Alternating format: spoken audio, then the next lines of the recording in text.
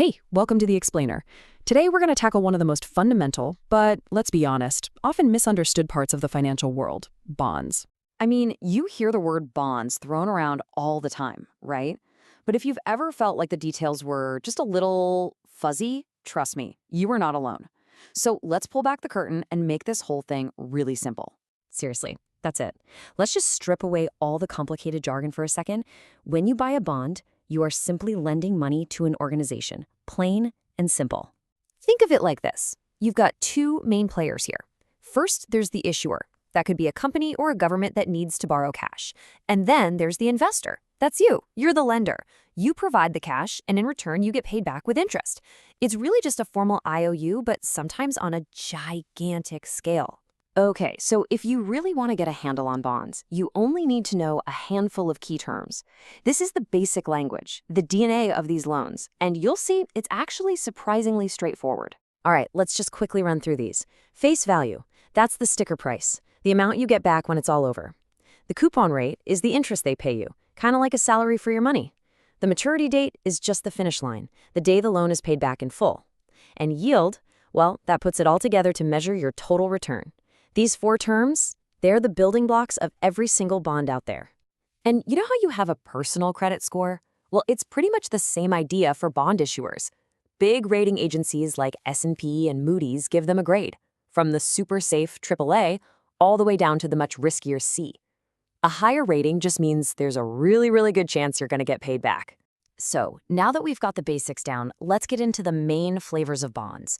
And, the biggest difference between them really just comes down to one simple question. Who's doing the borrowing? You can pretty much group all bonds into three main buckets: corporate bonds from companies, government bonds from the U.S. Treasury, and municipal bonds from states and cities.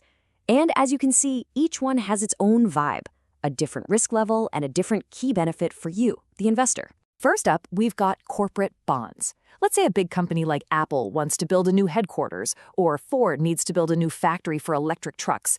They might issue bonds to raise the money. Now, because there's a bit more risk with a company than with, say, the government, they have to offer a higher interest rate, a better yield to make it worth your while. Then you have the big one, U.S. Treasuries.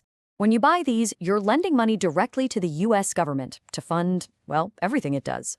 They're backed by the full faith and credit of the United States, which is why they're seen as the global gold standard for safety.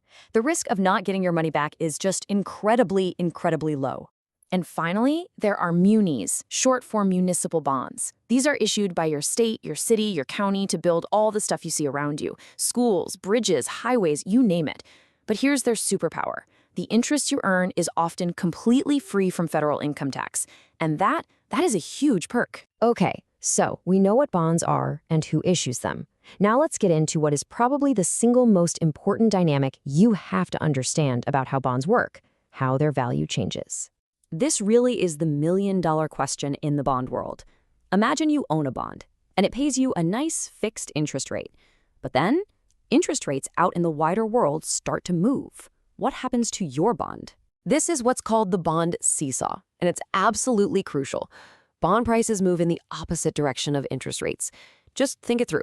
If new bonds are suddenly paying 5%, your old bond that's only paying 3%, well, it looks a lot less attractive, right? So its price falls. But flip that around. If new rates fall to 2%, your 3% bond looks amazing, and its price actually goes up. Now, besides that seesaw, there are a few other risks to keep in mind. Credit risk is pretty straightforward. It's the chance the borrower just can't pay you back.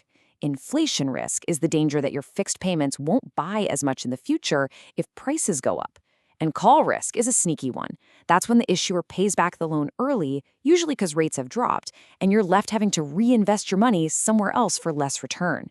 All right, so with all of that in mind, the good and the bad, why on earth do people actually own bonds? What is their real job inside of an investment portfolio?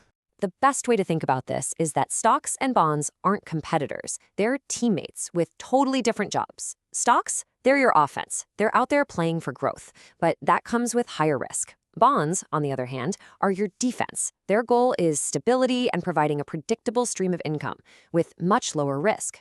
And if you look at the numbers over the long haul, this trade-off becomes crystal clear. Stocks have, on average, delivered much higher returns over time. But bonds? they've provided a much, much smoother ride. You're basically trading some of that high-flying potential for something way more dependable. I absolutely love this quote because it paints such a clear picture. Think of a big ship in a stormy sea. The ballast is the heavy weight deep in the hull that keeps the ship from tipping over when the waves get crazy. That's what bonds can do for a portfolio. They provide that steadying force when the stock market gets choppy. So let's wrap this all up. If you walk away remembering just 3 things, make it these. Number 1, at their very core, bonds are just simple loans. Number 2, they are the ballast, the source of stability in a portfolio.